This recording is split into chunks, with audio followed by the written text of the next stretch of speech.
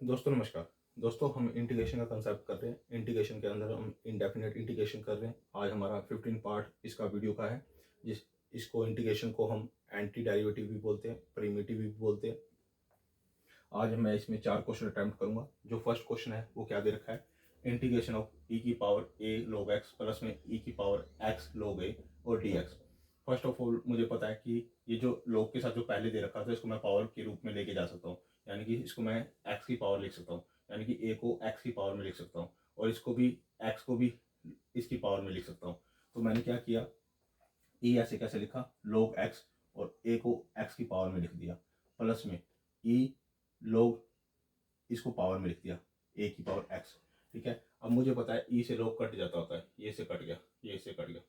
अब मेरे पास आ गया यहाँ पे x की पावर a प्लस में a की पावर x। अब मेरे पास इसका इंटीग्रेशन करने का मेथड है कि पावर में एक ऐड कर दो और नीचे भी वही पावर के साथ एक ऐड कर दो, और ax का जो इंटीग्रेशन करते हैं तो वो क्या होता है a की पावर x और log a। ठीक है, और प्लस में c, यही मैंने यहाँ पे लिख दिया। मेरे पास ये क्वेश्चन का आंसर आ गया, इंटीग्रेशन मैंने सोल्व कर दिया। जो सेकंड क्वेश्चन है वो क्या दे रखा है, e की 2x की पावर 2 प्लस में a की पावर 2x और इसकी पावर 2।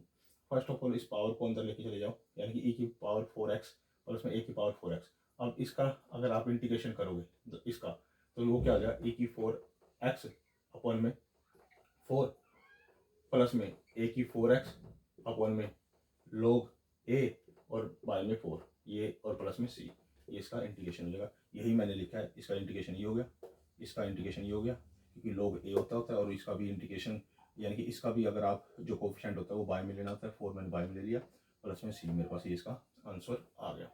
जो थर्ड क्वेश्चन है, थर्ड क्वेश्चन के अंदर क्या कह रखा है, a की पावर x प्लस में b की पावर x और उसका होल स्केयर अपॉन में a की पावर x और b की पावर x dx। इसको फाइंड आउट कीजिए, इसका इंटीग्रेशन फाइंड आउट कीजिए। पहले तो स्केयर को ओपन कर दीजिए, a का स्केयर, b का स्केयर और 2ab मैंने लिख दिया। नीचे a की पावर x और b की पावर x जो ऐसे है एज इट इज, ऐसे कैसे लिख दिया dx। अब इस डिनोमिनेटर को सभी के डिवाइड में अलग अलग लिख दो, इसके भी और इसके भी, तीनों के डिवाइड में मैंने अलग अलग लिख दिया, तीनों के डिवाइड में मैंने अलग अलग। अब यहाँ पर क्या करना है, देखो ये दोनों का बेस सेम है a और a, तो ये वाली पावर ऊपर जाके माइनस हो जाएगी यहाँ पे, तो a की पावर x रह जाएगी, नीचे b की bx रह जाएगा। यहाँ पर b की पावर 2x है तो ये इसमें से जाके माइनस हो जाएगा, तो क्या रह जाएगा, ऊपर bx और नीचे ax रह जाएगा।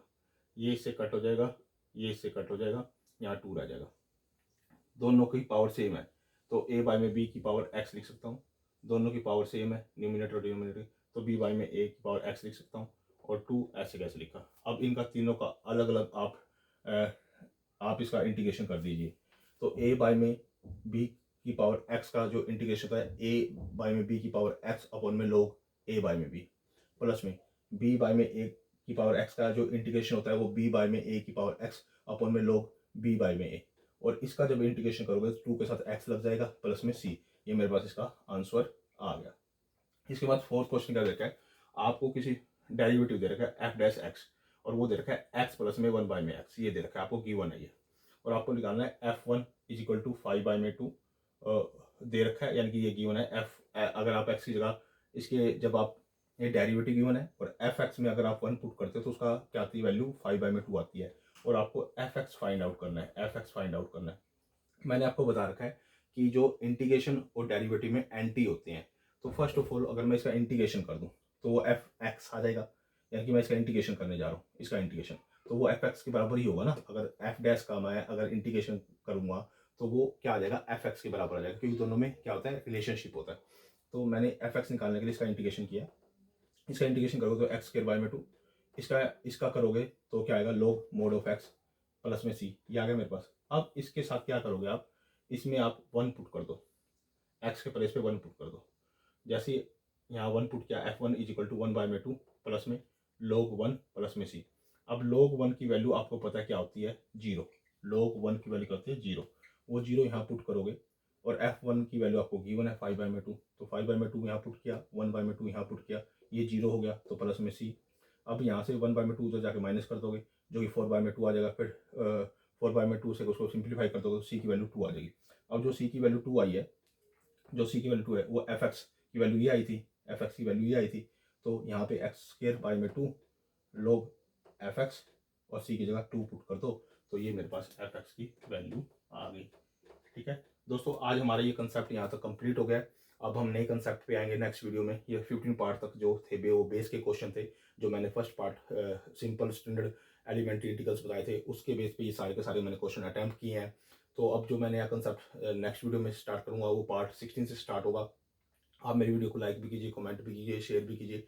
कोई सजेशन देनी है सजेशन भी दीजिए, कहीं पर एरर लगते तो एरर भी आप ढूंढिए और मुझे मेंशन कीजिए, ताकि मैं इस तरह की फ्यूचर में कोई एरर ना करूं।